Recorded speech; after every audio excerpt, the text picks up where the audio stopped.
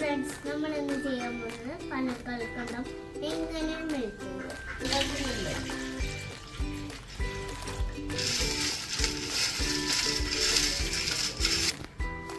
അതിനായി കഴുകിയെടുത്ത കൽക്കണ്ടം മൂടിക്കിടക്കാനുള്ള വെള്ളം ഒഴിക്കുക.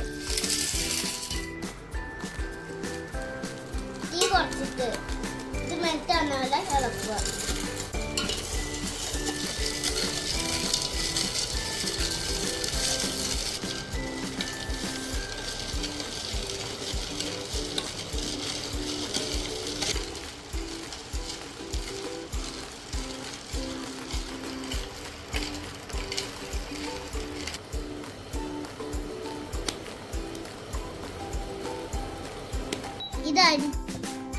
ഇത് അരിച്ചിട്ട് ഭരണിയിലാക്കി ഫ്രിഡ്ജിൽ സൂക്ഷിക്കുക.